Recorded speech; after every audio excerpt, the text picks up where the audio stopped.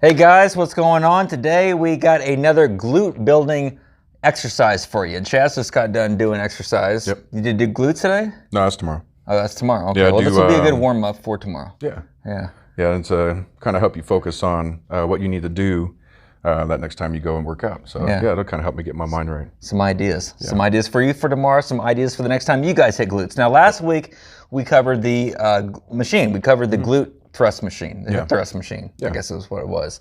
And not everybody has access to a machine like that. Probably one of the few machines is right here over at Reps Fitness. Yep. So we're gonna show you guys a way that you can train the glutes. Probably the second best way, I think, to train the glutes and activate the glutes exclusively. And it's done on this exercise that we're going to show you today. It's a pull through. It's called a pull through. And you'll see why it's called that here in just a moment. But it really does a nice job at really, first of all, reinforcing the hip hinge.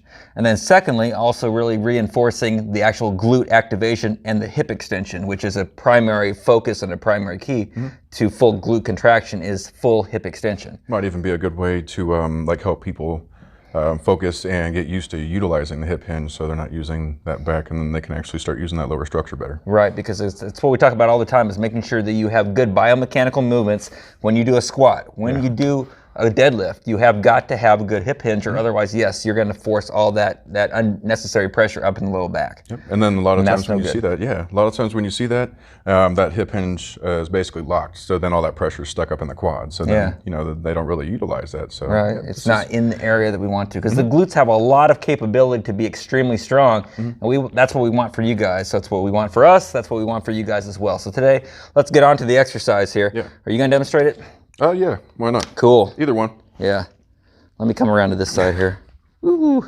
And what Chaz is doing here, hopefully you can see it on camera, he's got a cable here. He's hooked up to the cable machine with a rope, okay? And it's called a pull through because of the angle of pull. You're going to pull this rope actually through right between your legs, okay?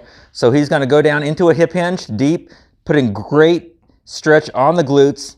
And here he goes. He's going to drive through into hip extension. He's driving fully with the glutes. Now, to make sure that you're into full hip extension, you want to make sure that you squeeze the butt cheeks together. So go ahead and extend, squeezing the butt together. That'll pull you back. You don't want to go too vertical because that cable, that weight back here is going to pull you right towards it. That was a good hard squeeze, though. Okay, well, that's good. That was nice.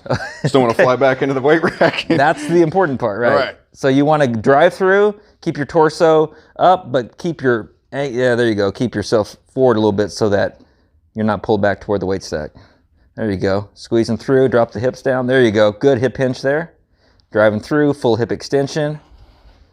Okay, and you guys want to focus on quality over quantity, okay? So every single repetition should be high quality, good hip extension with good glute contraction. So, yeah, so, you know, and again, and this is a great way to train because you're on your feet. You're not doing this on a machine where you're trying to do something. You're actually doing this with your feet on the ground, which is athletic and functional. Yeah, so it'd be good for maybe a pre-exhaust. So if you're doing isolation before compound, right, or to emphasize after you did all the compound moves. Right, so. Yeah. It is an important exercise to do. Because of the fact that you're utilizing the glutes so much, you know, and it is going to look maybe a little bit odd. I mean, you know, a lot of people don't do it. You don't see a lot of guys doing this. Yeah, especially guys. You'll see me doing it. I don't care. Yeah, who cares? Yeah. You know, if it works, then it works. Got my tunes in my ears. I don't even know anyone that's around the gym. The rest of the world disappears. They're gone. Tunes in my ears, the rest of the world disappears. Okay, I'm not quitting my day job. Okay. All right, guys, so give this a try. I think it's something that I use, whether I'm here working out at Rest Fitness or whether I'm public gym, I don't care. It works. And if you do it, it's going to reinforce good glute activation, and it's going to take that pressure off the lower back because lower back pain accounts for so many injuries and so many problems that as long as you people keep suffer that natural, as long as you keep that natural curve locked into that lower back, then that'll keep that load appropriate where you're supposed to be working. So, excellent, cool. So you're gonna try it tomorrow? Yep, I'll try it tomorrow. All right, I'll try it with that glute machine. Oh, so I'm gonna do both and the compound. Oh yeah, moves, so. that's gonna be killer.